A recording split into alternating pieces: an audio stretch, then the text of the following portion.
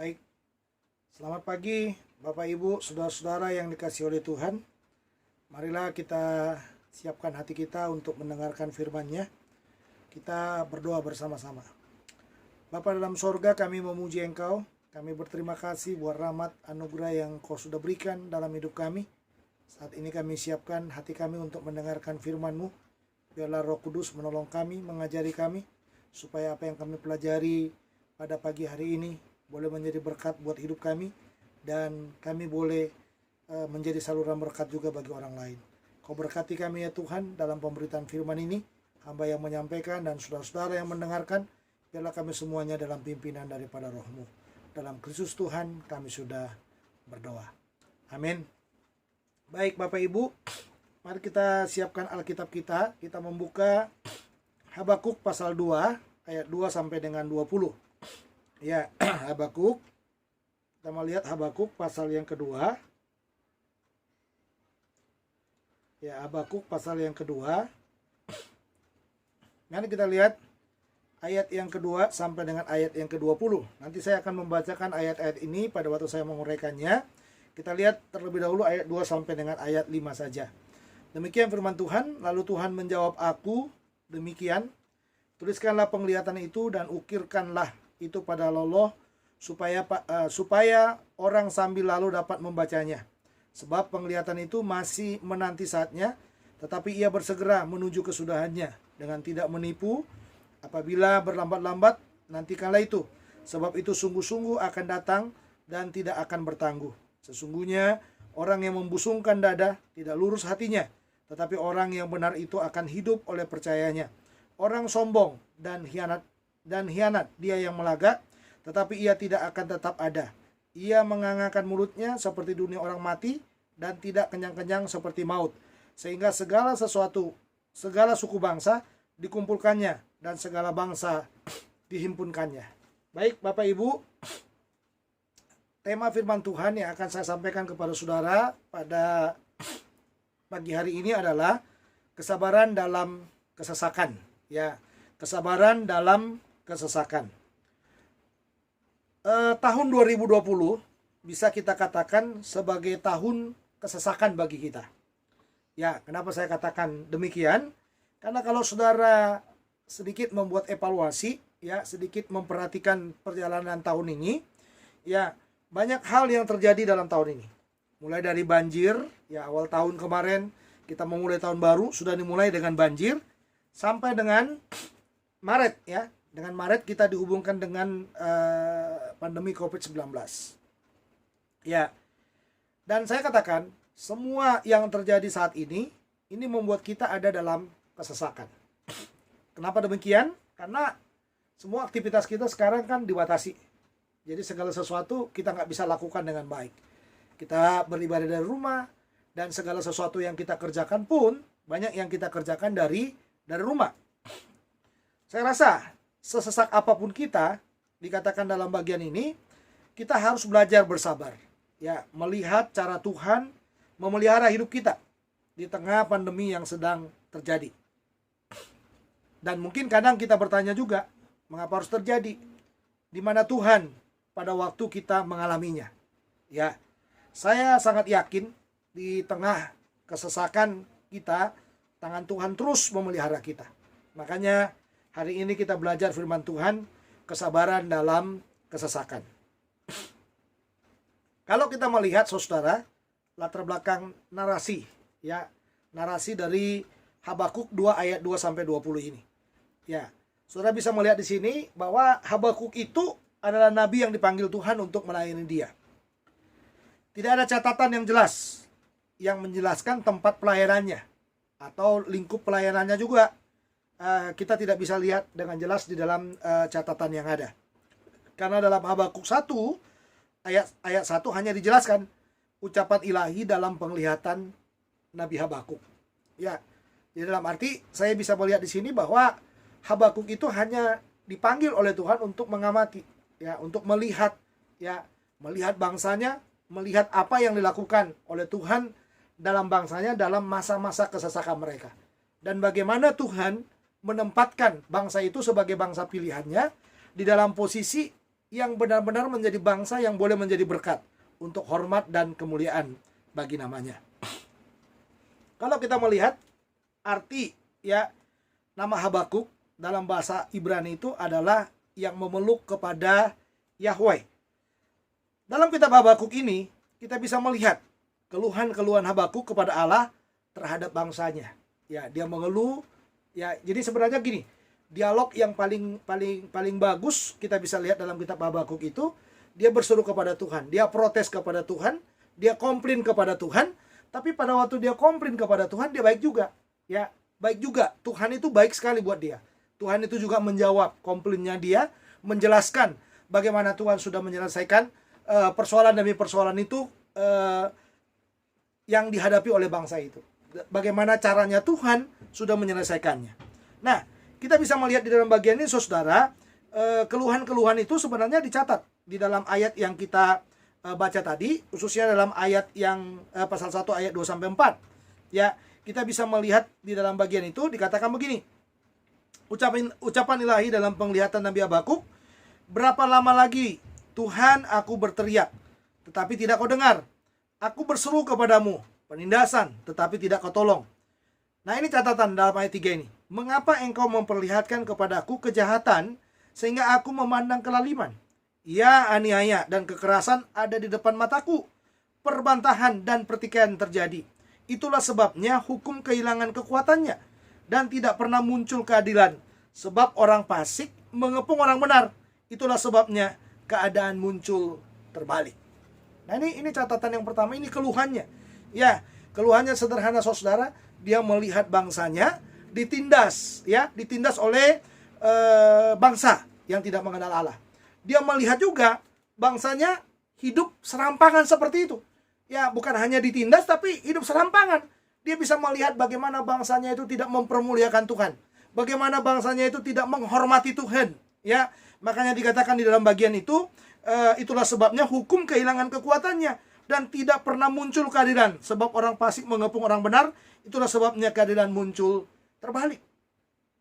Ya, ini catatan penting yang dinyatakan olehnya dalam bagian ini. Ini catatan yang menjadi catatan yang sungguh-sungguh dia boleh lihat dengan baik bahwa ternyata bangsanya ditindas oleh bangsa yang lain. Tapi yang berikutnya, bangsanya juga berjalan dalam ketidakbenaran. Nah, tetapi saudara, mari kita lihat yang berikutnya di dalam bagian ini. Bagaimana Tuhan menjawab keluhan itu? Dalam pasal 1 ayat 5-11 dikatakan bahwa Tuhan sudah memakai bangsa Kasdim. Untuk apa? Untuk menghukum bangsanya. Jadi dalam arti begini, orang kafir tadi, ya, orang fasik yang disebut orang fasik tadi itu memang itu dari Tuhan. Itu perpanjangan tangannya Tuhan untuk apa? Untuk menghukum bangsanya. Nah, ini saudara, untuk menghukum bangsanya. Bangsanya yang lalai terhadap kebenaran-kebenaran Tuhan itu sekarang diizinkan. Nah, ini kata kuncinya ya, diizinkan oleh Tuhan, ditindas. Ya, ditindas oleh siapa? Oleh bangsa Kasdim. Ya, ada yang mengatakan bangsa Babel. Ya, diizinkan ditindas di sana. Ya, makanya kalau saudara melihat dalam pasal 1 ayat 12-17, ia bertanya lagi kepada Tuhan, mengapa ia menggunakan bangsa kafir untuk menghukum bangsa pilihannya? Nah, ini dia, saudara ya. Jadi satu sisi, yang pertama tadi dia melihat bangsanya tidak taat kepada Tuhan, bangsanya hidup di dalam ketidaktaatan. Lalu yang berikutnya, lalu dia melihat juga bangsa Kasdim begitu menindasnya. Tapi jawabannya Tuhan kepada dia yang pertama tadi, jawabannya adalah memang dia mengizinkan, memang Tuhan mengizinkan itu terjadi. Ya, memang Tuhan mengizinkan itu terjadi. Lalu dimunculkanlah pertanyaan yang berikutnya, saudara, di dalam ayat 12-17. Ia bertanya lagi kepada Tuhan, mengapa ia menggunakan bangsa kafir untuk menghukum bangsa pilihannya? Ya, ini catatan penting di sana. Mengapa dia membiarkan, Tuhan membiarkan bangsa kafir menghukum bangsa pilihannya? Makanya kalau saudara melihat dalam ayat 11, di sana dikatakan, maka berlarilah mereka seperti angin dan bergerak terus. Demikianlah mereka bersalah dengan mendewakan kekuatannya.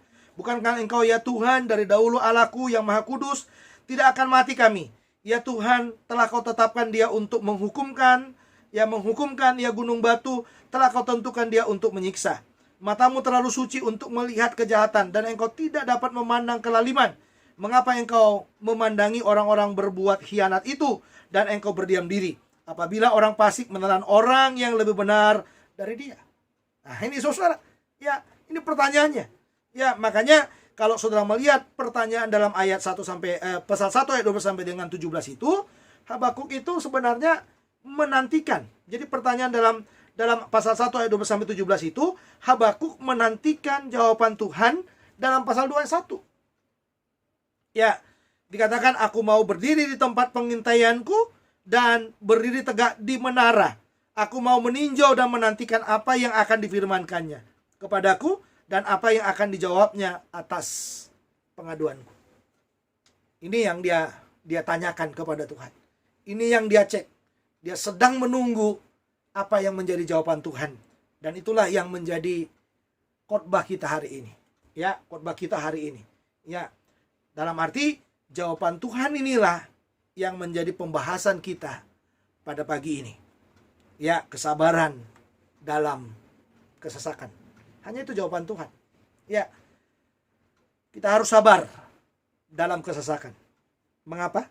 Ada dua alasannya dalam bagian ini. Alasan yang pertama adalah karena orang yang percaya akan tetap bertahan. Artinya begini, Tuhan mengizinkan tangan orang kafir untuk memproses kita. Tetapi orang kafir tidak akan luput dari hukumannya. Itulah luar biasanya Tuhan. Dia sengaja orang kafir itu, orang Kasdim, orang Babel itu menekan orang Israel. Tetapi di balik itu juga Tuhan melancarkan hukumannya kepada orang kafir itu. Jadi tidak usah heran saudara. Ya, dalam hidup ini kadang-kadang kita bisa melihat seperti itu. Kita kadang-kadang orang percaya diberlakukan tidak adil. Bahkan kita bisa melihat tangan-tangan orang-orang yang tidak percaya itu begitu menekan kita. Tetapi di balik itu sebenarnya ada maksud-maksud Tuhan yang sangat luar biasa yang kita tidak sadari dalam hidup ini. Ya, makanya perhatikanlah apa yang dikatakan Tuhan ya dalam ayat 2 sampai 5. Habakuk diminta untuk mencatat segala penglihatan yang akan terjadi. Ya, makanya dikatakan tuliskanlah itu pada lolo batu katanya. Tujuannya apa? Supaya orang sambil lalu dapat membacanya.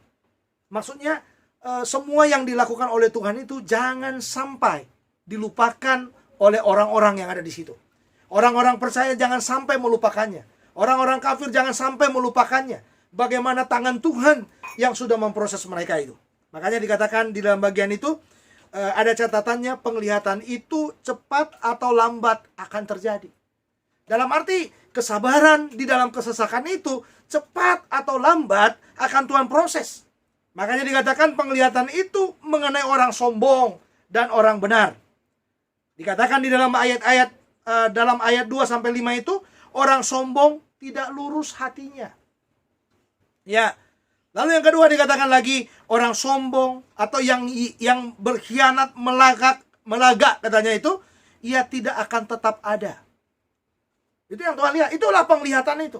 Cepat atau lambat katanya ini akan terjadi. Ya, ini akan memprosesnya. Ya, makanya dikatakan orang sombong mengangkat mulutnya seperti dunia orang mati. Lalu lagi tentang orang sombong lagi dikatakan orang sombong itu tidak akan kenyang. Tapi orang sombong itu seperti maut dikatakan di sana. Dan yang berikutnya dikatakan orang sombong suka mempengaruhi banyak orang dalam kesombongannya. Makanya dikatakan dia mengumpulkan bangsa-bangsa katanya. Dia mau menunjukkan bahwa dia orang hebat. Ya, dalam masa-masa kesesakan itu dia mau menunjukkan ya dengan semua kondisi yang dia lakukan itu dia mau berkata dia sanggup menindas bangsa pilihan itu.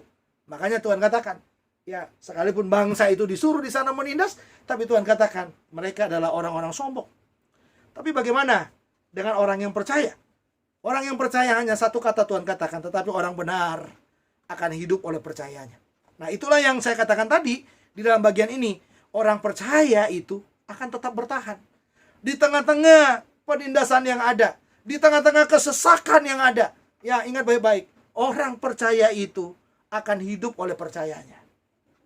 Ya, akan hidup oleh percayanya. Percayanya. Ya, percayanya. Kitalah yang memampukan kita untuk bertahan dalam kesesakan. Karena percaya kita kita mampu bertahan dalam kesesakan. Orang percaya karena percayanya akan bergantung kepada Tuhan. Orang percaya tidak akan berhenti mempercayai Tuhan sekalipun kesesakan menghimpit hidupnya. Sabar dan sabar. Itulah gaya hidup orang percaya. Luar biasa, saudara. Ya, tidak ada yang bisa kita andalkan dalam hidup kita. Kesombongan daripada penindas yang membuat kita tersesak itu kadang-kadang membuat kita seperti tidak berdaya. Tapi ingat baik-baik, kita hanya hidup karena percaya kita. Pandemi boleh menghantui kita. Pandemi boleh menekan hidup kita. Seperti tidak ada jalan bagi kita. Kita mau keluar rumah takut. Kita mau melakukan aktivitas takut. Kita mau ibadah bersama, kadang-kadang kita takut. Kita mau bersekutu dengan tubuh Kristus yang lain. Kita dalam kondisi yang sangat-sangat tertekan. Tapi ingat baik-baik. Saudara dan saya hanya hidup karena percaya saudara. Saudara perlu beriman kepada Tuhan. Saudara perlu memakai iman percaya saudara untuk melihat semua kesesakan demi kesesakan ini dari sudut pandang Tuhan. Untuk melihat semua kesesakan-kesesakan ini, bagaimana cara Tuhan menolong kita dalam semuanya. Ya, kalau kita tidak bergantung kepada Tuhan, maka sia-sialah iman percayamu. Engkau dijadikan menjadi orang percaya, supaya engkau mempercayai Tuhan yang berdaulat atas hidup kita. Ya, ini bagian yang pertama yang bisa kita lihat di dalam bagian ini, saudara. Ya, tadi saya katakan kepada saudara, kita harus sabar dalam kesesakan. Mengapa? Yang pertama adalah karena orang yang percaya akan hidup, akan tetap bertahan. Hanya orang percaya yang mampu bertahan dalam masa pandemi ini. Kenapa? Karena orang percaya itu punya pengharapan. Ya, makanya pakai iman, saudara. Pakai percayamu. Jangan lunturkan percayamu itu. Ya, pakai percayamu, lihat Tuhan. Dalam kesesakan apapun, lihat Tuhan. Dalam kondisi bagaimanapun, lihat Tuhan. Dalam kondisi tidak mampu lagi, lihat Tuhan. Dalam kondisi kekurangan ekonomi, lihat Tuhan. Dalam kondisi putus asa, lihat Tuhan. Dalam kondisi tawar hati, lihat Tuhan. Dalam hal apapun, ingat baik-baik. Ingatlah Tuhan, percayalah kepada Tuhan. Yang kedua, saudara, yang kedua, dikatakan di dalam bagian ini, yang kedua adalah karena orang yang mencari keuntungan dalam kesesakan akan celaka. Ayat 6 sampai dengan 20, ya, kita bisa lihat di sana. Artinya begini, dalam masa kesesakan seringkali orang mencari keuntungan. Ya, termasuk bangsa Kasdim tadi. Dan itu yang dibilang di sini. Tuhan sudah memberi kesempatan kepadanya, tetapi ternyata saudara-saudara, orang Kasdim itu ya menekan dan ternyata mereka tidak berhati-hati karena mereka akan mengalami satu kata yang dikatakan celaka. Ya, kalau saudara melihat dari ayat 6 sampai dengan 20, ada 5 kali, ya, ada 5 kata celaka yang dituliskan bagi orang Babel atau orang Kasdim itu. Celaka yang pertama, kalau saudara melihat dalam ayat 6 sampai dengan ayat 8, ini celaka yang pertama. Celaka bagi mereka yang meraup harta orang secara tak jujur. Rupanya dalam masa kesesakan itu, Allah mempercayai bangsa itu menindas bangsa pilihan itu, bangsa Israel, bangsa pilihan itu. Ternyata saudara, mereka meraup harta secara tak jujur. Para penjara ini tak kenal belas kasih. Luar biasa sekali. Kadang menyita harta milik seorang yang berhutang secara prematur begitu saja tanpa peri kemanusiaan lagi. Nah, ini luar biasa ini. Dia berhutang, hartanya dirampas. Waduh, sakit sekali saudara. Peringatan telah datang kepada mereka bahwa sia-sia korban yang tak berdaya akan bangkit, sisa-sisa korban yang tak berdaya akan bangkit dan menjadi pemenang. Kejahatan akan dibalaskan. Makanya digunakan kata di sini, celakalah. Ya, celakalah. Celaka yang kedua dalam ayat 9 sampai 11. Celaka bagi mereka yang melakukan eksploitasi untuk kepentingan dirinya atau kepentingan dinastinya. Orang-orang semacam ini dikatakan membahayakan hidup orang lain. Ketidakadilan menempel pada diri mereka. Bahkan dikatakan batu-batu rumah pun meminta kebenarannya. Nanti kalau saudara lihat dalam ayat 9 sampai 11 itu, bangunan-bangunan yang dibuat pun katanya akan yang menghakimi mereka. Lalu celaka yang ketiga, saudara lihat dalam ayat 12 sampai 14. Dikatakan di sana ada pula orang-orang yang menyebarkan kekerasan. Ya, kecelakaan juga akan menimpa mereka. Kekerasan. Dikatakan sebaliknya, pengetahuan akan kemuliaan Allah terpatri akan memenuhi bumi. Pengetahuan ini bukan teoritis sifatnya, namun aktual, ya, secara penuh dalam segala keadaan nyata. Kehidupan sepenuhnya akan memancarkan sifat-sifat kemuliaan Allah yang kudus dan adil. Kedamaian akan bertahta. Makanya dikatakan orang-orang yang menyebarkan kekerasan akan binasa. Tapi Allah akan mengganti keadaannya itu, saudara. Allah akan mengganti keadaannya dengan yang namanya kedamaian yang akan Allah munculkan. Makanya itu dikatakan kesabaran dalam kesesakan itu akan menghantam, ya, menghantam orang-orang kafir itu, orang-orang yang tidak percaya itu. Tapi orang-orang yang percaya kepada Tuhan akan diberkati dan terus akan diberkati oleh Tuhan. Celaka yang keempat, dalam ayat 15 sampai 18. Kutuk akan datang kepada mereka yang meninggikan diri dengan mempermalukan orang lain. Kutuk akan menimpanya. Karena dalam masa kesesakan itu, seharusnya dia merangkul, seharusnya dia memberkati orang-orang yang tertekan itu. Tetapi ternyata, saudara, dia mengutuki. Dan itu yang dikatakan, kutuk akan datang kembali kepada mereka yang mempermalukan orang lain. Ya, mungkin ada mungkin nyanyian yang mereka buat.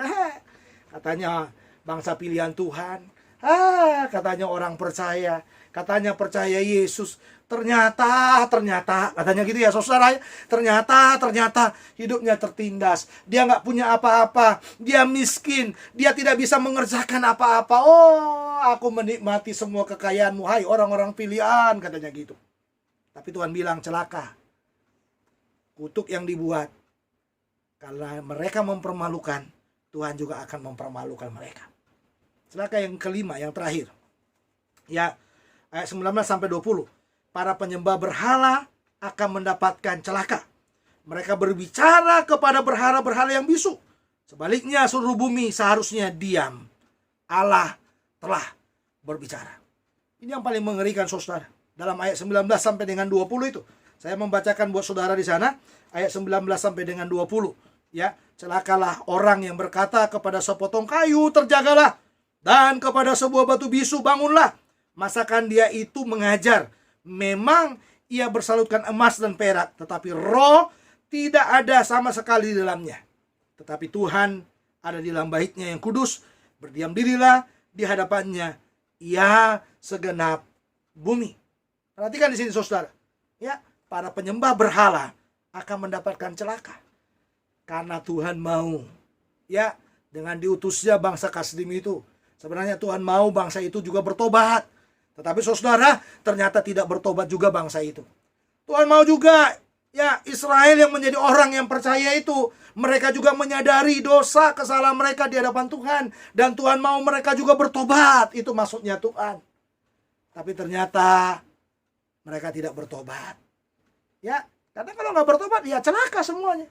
Ya, celaka semuanya. Mungkin dari bangsa itu ada yang mentertawakan bangsa yang setia itu juga. Orang-orang yang setia dari bangsa itu mungkin ditertawakan juga.